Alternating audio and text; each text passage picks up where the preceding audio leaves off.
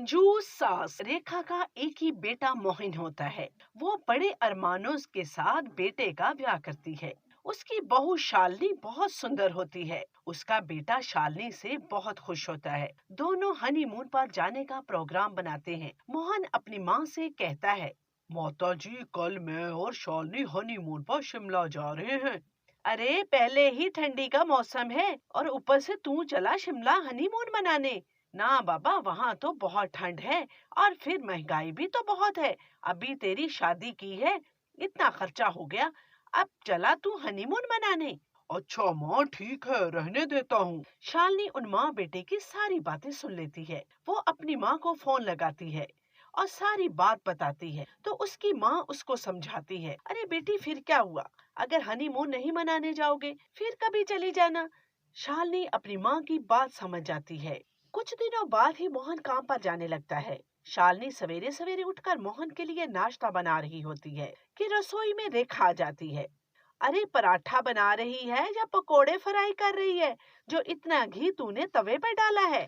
पता भी है कितनी महंगाई हो गई है। ये घी है, कोई पानी थोड़ी है जो चम्मच भर भर के डाल रही है। अरे माँ जी, थोड़ा सा तो घी डाला है। अरे वाह, थोड़ा सा ही तो डाला है। ये देख, तूने पराठा उठा लिया, तवे पर देख कितना घी पड़ा हुआ है। माँ जी, अब क्या ख्याल रखूंगी। एक दिन शालिनी अपने कमरे में लेटी होती है कि रेखा आवाज लगाती है, अरे ओ शालिनी, क्या कर रही है? वो माँ जी, लेटी हुई हूँ, कुछ तबीयत ठीक नहीं। अरे, इस बार तो बिजली का इतना बिल भरा है मैंने, क्या तुझे पता नहीं कितने बिल आ रहे हैं? इधर मेरे पास आकर लेट जाया कर, एक ही जगह पंखा चलेगा। ओहो, इस बुढ़िया ने तो मेरा जीवन ही तंग कर दिया। कंजूस कहीं की, कितना मुश्किल है ससुराल में रहना, और वो भी इस बुढ़िया के साथ। ये ना करो, वो ना करो। शालिनी फिर से अपनी माँ को फोन लगाती है और सारी बात अपनी माँ को बताती है। माँ, मुझे कहाँ ब्याह दिया, ये बुढ़िया तो बहुत कंजूस है। अरे बेटी, माँ समझकर बर्दाश्त कर लिया कर। देख, वो मोहन की माँ है और फिर मोहन तेरा कितना ख्याल रखता है। वो फिर से शालिनी को समझाती है। शालिनी अपनी माँ की बात समझ जाती है। कुछ दिनों से शालिनी की तबीयत खराब रहने लगती है। वो मोहन के साथ डॉक्टर के पास जाती है।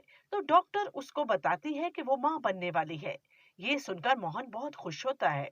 अब मोहन शालिनी का और भी ख्याल रखने लगता है। वो रोज शालिनी के लिए फ्रूट लेकर आता है।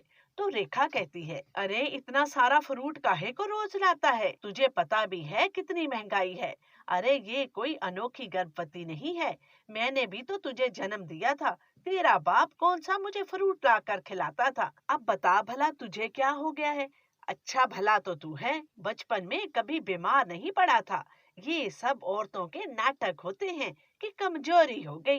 अरे माँ, वो मेरी पत्नी है, मैं नहीं उसका ख्याल रखूंगा तो और कौन रखेगा? और फिर माँ, घर वालों के लिए ही तो काम पर जाते हैं। जब घर वालों को ही सुख ना मिले तो फिर क्या फायदा? अच्छा अच्छा, अब मुझे लेक्चर ना दे। अभी से पैसे जोड़ना शुरू कर दे, तेरा बच्चा होने वाला है, कल को काम आएंगे तेरे। अगले दिन ही शालिनी अपनी सासू माँ से कहती है, अरे माँ जी, मेरी तबीयत ठीक नहीं है, मुझे डॉक्टर के पास जाना है। अरे, डॉक्टर के पास जाने की क्या जरूरत है? घर में ही कोई उपाय कर ले।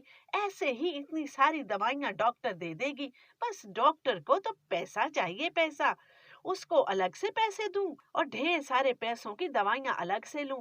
अरे अच्छा है, घर में ही कोई उपाय कर ले। हम भी तो घर में ही कोई ना कोई उपाय कर लेते थे और ठीक हो जाते थे। शाम तक शालिनी की तबीयत ज्यादा खराब हो गई। मोहन घर आया तो शालिनी की हालत देखकर उसको फटाफट डॉक्टर के पास ले गया। शालिनी को देखकर डॉक्टर ने कहा, अरे इसकी तो इतनी तबीयत खराब थी, तू अपनी पत्नी को अब क्यों लेकर आया है मेरे पास? अब तुम्हारा बच्चा नहीं रहा, इसका मिसकैरेज हो गया है। इतने में रेखा भी डॉक्टर के पास आ जाती है। ये सुनकर मोहन अपनी माँ से कहता है, माँ, सुन लिया तूने? तेरी कंजूसी की वजह से ये दिन देखना पड़ा।